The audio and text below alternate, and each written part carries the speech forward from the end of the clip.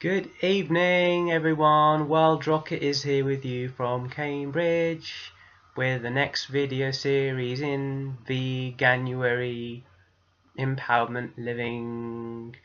Hello everyone, today I want to present to you a very special video on a very special topic because it's a very fun and easy topic. This time I'm going to get directly down into actual foods that you can use, but I want to frame it in a way that makes it clear that these are little tricks that you can use, that these are little hacks. So today I want to present you with 11 vegan hacks to go and stay vegan. So let's start. Hack number 1. Cheese. Now, dairy cheese, as well as being unethical, is also very bad for your health because it's very mucus forming. But not to fret, because there are amazing substitutes and amazing tricks that you can do as a vegan to make cheese that's even better. Use nuts and seeds. Cashews, soaked cashews, make an amazing base for a cheese-based dressing or just a kind of cheese or yogurt substitute. You can soak cashews overnight, then you can blend them up with some lemon, with some garlic, with various other things like peppers or herbs like coriander or parsley to make an amazing, very, very hearty cheese substitute. You can also use cashews. You can also use pumpkin. You can also use pumpkin seeds and sunflower seeds as pre-soaked. When pre-soaked, they become great alternatives to cheeses, especially with pumpkin seeds, for example, and sunflower seeds. When you soak these seeds overnight for about 12 hours, they become an amazing base for a kind of cheese sauce because they begin to sprout a bit.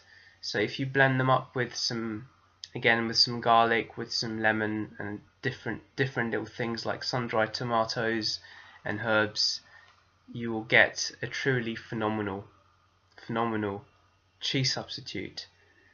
Soak sunflower seeds, soak pumpkin seeds. Walnuts are also absolutely bombing because they've got a rich, meaty texture that's also very high in omega-3 fatty acids. So as well as being easy and fun to use, especially if you've got something like a blender or a food processor, they make amazing substitutes for cheese.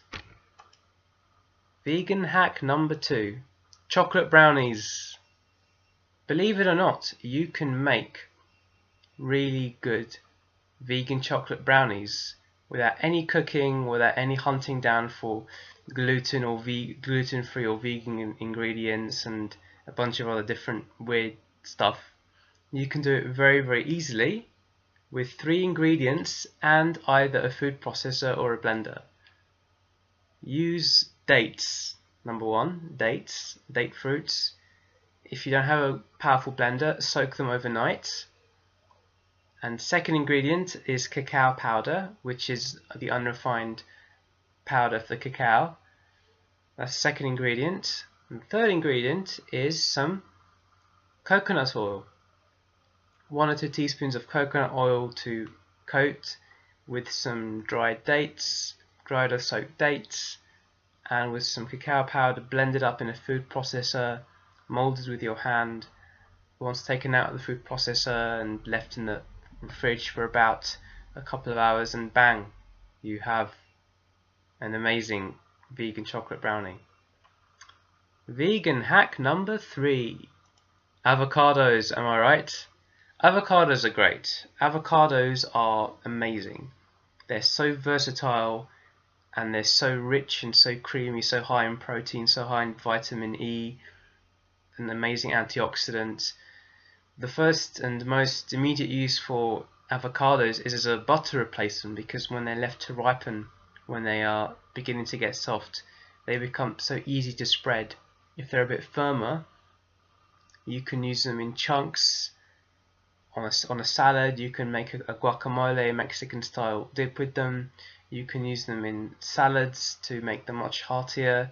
They also make really good vegan sushi if you're into that. They make really good vegan sushis. You know, you can use cauliflower wrapped in cauliflower to replace the rice, and wrap them in nori seaweeds, and have avocados and pickled ginger, and then you've got a great vegan sushi right there.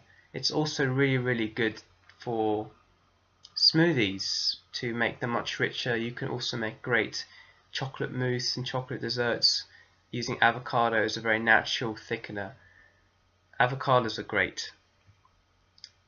Vegan hack number 4. Replace bread with lettuce wraps. Trust me on this. If you like to eat sandwiches, and many people in Britain do, you can do a lot for your diet and for your digestion and your general health by making instead of using bread to make your vegan sandwich filling, you can use lettuce wraps. That way you can do a much better job at regulating your digestive system, and you also broaden your horizons in terms of incorporating a larger variety of vegetables into your diet. Lettuce wraps are great because they're very rich in water, rich in fiber, and they don't fill you up as easily as bread does. You know, with bread you have the risk of indigestion. You've also got the metabolic residue that grains can leave behind. But if you get like romaine lettuce, or even like big cabbage, and prepare your vegan salad dressing using that, you will find that you're able to eat better, you're able to digest better, and you're also able to have more glowing skin, because the high water content of the lettuce, the high vitamin C content of the lettuce, will improve the appearance of your skin, and it will also improve your metabolism considerably, because there's nothing heavy and grainy to weigh you down that would be present in bread. So replace lettuce with bread. It does absolute wonders. Vegan hack number 5. Have salads as a main course instead of mock meats. This is so important, and I cannot emphasize this enough. I can't tell you how many vegans I've known who've gone back to eating meat for the simple reason that they relied way too much on the soy mock meats. Now, while there's nothing unethical or wrong from a vegan perspective from eating the ethical and soy mock meats, nevertheless, it's even when you're eating something that resembles meat, even if it's something much higher vibration than soy and a bit healthier for you, like mock meats composed of pulses like lentils or chickpeas, nevertheless, when you're eating something that resembles meat in texture and appearance, even if you are vegan, and even if you're no longer eating meat, nevertheless, that consciousness that's associated with the meat that you used to eat lingers on, and that will affect you down the line. That will lead to it being much more difficult for you to fight off cravings when you're sitting with your meat eater friends if you're relying too much on the mock meats. So I would say stay away from the mock meats and use hearty substitutes that don't resemble meat but that still meet your desire for a kind of satisfying protein-rich meal. Coconut fats are great for this. Almonds are brilliant. Chia seeds, avocados, broccoli.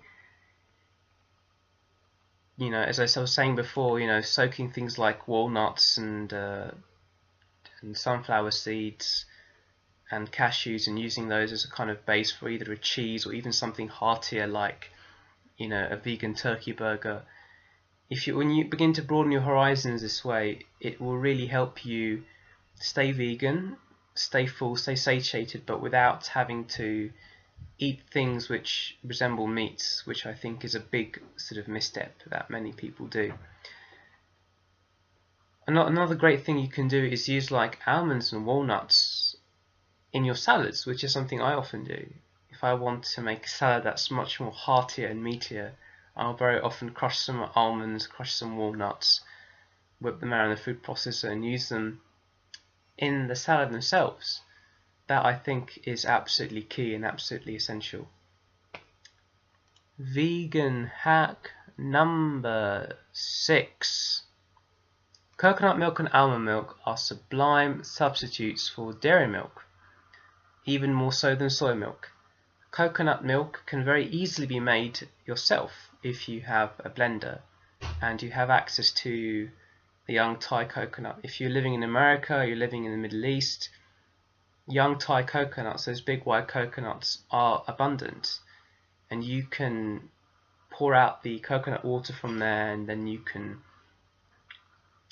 scoop out the flesh and then put it into the blender and then put on the cover, blend it all around, and by so doing you have coconut milk. Almond milk is also great if you have a reasonably strong blender and a strainer, which most people do, the strainer part. You can make almond milk too using just almonds and water blended together, maybe with a sweetener like soaked dates or some maple syrup. The resulting blend into a strainer or a colander, or you can even use a tea towel and you can make almond milk. Or you can also buy these things as well. You can also buy almond milk from shops, and I think they make a much more filling, satisfying and hearty substitute to soy milk, which doesn't have any of the associated effects, negative health effects that soy does. Soy is a high GM, genetically modified crop, and it also can affect testosterone production in men if consumed in higher amounts. But not to fear, almond milk is great, and so is coconut milk. So use those as dairy replacements. 7. Vegan hack number 7. Try and have some freshly squeezed juice at least a couple of times, or at least a few times a week.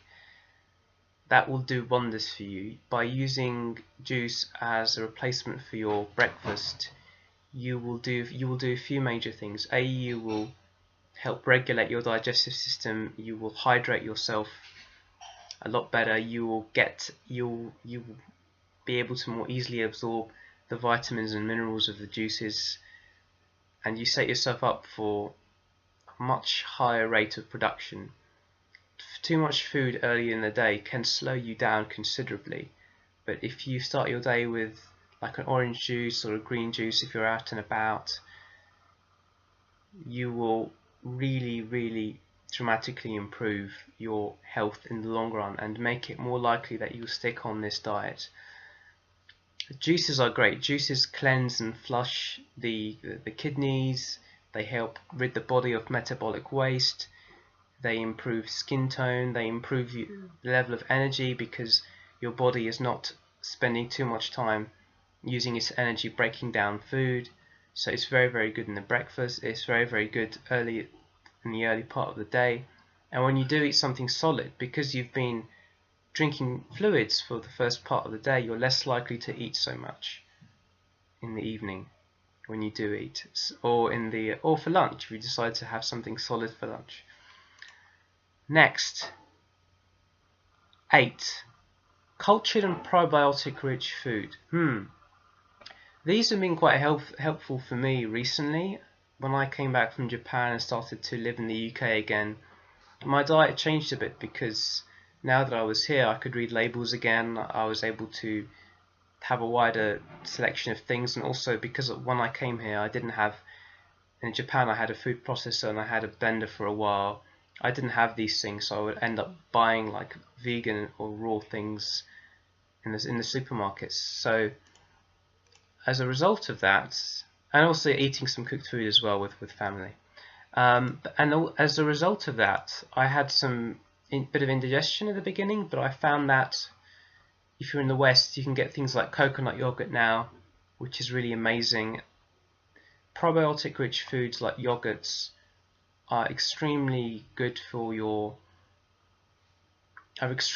promoting just a good maintenance of the body. It's really good for making sure the stomach is operating at its most efficient.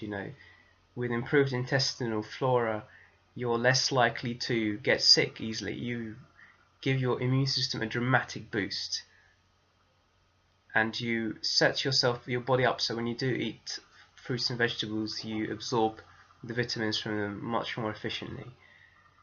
You can also use kombucha, which is a great little kind of fermented green tea drink, which I had quite a few times in Japan, and also I found some places in Cambridge which do it as well. Kombucha is great for your digestive system. It's kind of like a fermented drink. It's sort of fermented the same way that sauerkraut or pickled vegetables are pickled and fermented in lemon juice, for a few weeks or a few days. Kombucha is like a green tea drink which is fermented in the same way. That can be really good. And of course sauerkraut and fermented cabbages, which you can also do yourself with some salt and with some lemon juice and very tight fitting lids, which I've attempted to do a few times myself. So you can do that as well. That's really great. And again, these foods are rich in probiotics, which really give your immune system a huge boost up. So use those. And yeah, coconut milk is great if you can find or make that yourself with probiotics, coconut water and coconut meat. Yeah, you're gonna find it very hard to go back to vegetarian or meat eating. Okay, next, number 9. Chlorophyll is life. Chlorophyll is key in my opinion. Having at least one meal a day that consists of leafy greens such as spinach, kale, watercress, herbs like coriander and parsley, or if you can get some wheatgrass powder or spirulina powder, which I did a lot in Dubai and in Japan, and start your day off with that, that's going to be absolutely amazing for you. Chlorophyll is absolutely key. Chlorophyll differs by only one mineral to the hemoglobin that makes up your blood. So chlorophyll as a substance is so naturally intertwined with the makeup of our own blood cells that it stands to reason that consuming foods like spinach and kale and coriander and wheatgrass can do absolute wonders for your health. It really tonifies the skin. Very high sources of things like calcium and iron. Spinach is in particular is very high, and kale is very high in these minerals. You improve your digestive system, and because you're getting your vitamin and mineral needs met, you're not as likely to overeat. Chlorophyll is absolutely key, and also just the vibration of something which is so abundant. Just the vibration of the pigment, the life force that imbues trees and grass and much of the natural environment that we live in on planet Earth will do absolute wonders for your consciousness. Foods rich in chlorophyll, absolutely key. So where are we now? Vegan hack number 10. This is really great for the winter. Herbal teas are surprisingly filling. If you can get some herbal tea and brew it and have that a couple of times a day between meals, trust me, you're so much less likely to overeat. Herbal teas are kind of like, you can think of them as like light soups, because they're quite savory and they're quite rich in things, in spices such as turmeric and coriander and fennel, which is very much present in sort of curries and heartier soups. But by drinking herbal teas, which is really a kind of friendly way of saying soup light, I think, you are much less likely to fall back on bad foods, and and also it just gives you, herbal tea just gives you such a clarity of energy. Throughout the winter I've been drinking a lot of herbal tea, and I found my productivity and my desire to eat and snack between meals decrease considerably. Okay, 20 minutes, wow. Okay, so now the final one, number 11. Vegan hack number 11. Make salad dressings in a blender. This is really good and really important, especially for those of you who want to have a big hearty meal that's not just a vegan version of something like a sandwich or a meat or a casserole. Learn how to make a good salad dressing, and that will help you eat a lot more fruits and vegetables. Salad dressings in a blender can help you eat large quantities of spinach, of kale, of lettuce, of peppers, of salad onions, of such a wide variety of raw fruit and veg which by themselves may taste understandably less than interesting. They can really encourage you to eat more of that good stuff. Really quick basis for salad dressings could be some olive oil, lemon juice, garlic, avocados. Use lots of peppers, big chunks of peppers, just chuck them in the blender, blend them up with avocado, peppers, garlic, lemon juice, and bang, you've got an amazing dressing. You can also do pesto style dressings with lots of basil, with some pine nuts, garlic and lemon juice, and just blend them up, and you can make a superb salad dressing. Or you can even do something really basic like just tomatoes and some avocado and maybe some rosemary, which is what I used to like to do when I had a really horsepower blender. And you will have an amazing salad dressing, and that's gonna encourage you to eat like loads of courgettes and things. Okay, I think that's everything. Vegan hacks. A bonus vegan hack number 12, which I just remembered, is courgettes and butternut squash. Use those as good replacements for pasta. Too much pasta is very starchy and high in carbohydrates, which for many of us who are trying to run leaner and cleaner is not ideal. But with courgettes, you can use a potato peeler and make like linguine out of them. Or if you go to a bigger supermarket now in the West, you can even find courgette noodles now, which are basically courgettes run through a really cool machine called a spiralizer to make like noodles. And the same with butternut squash.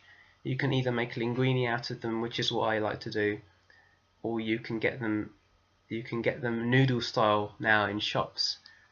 Use those as pasta replacements, and you'll be amazed at the results.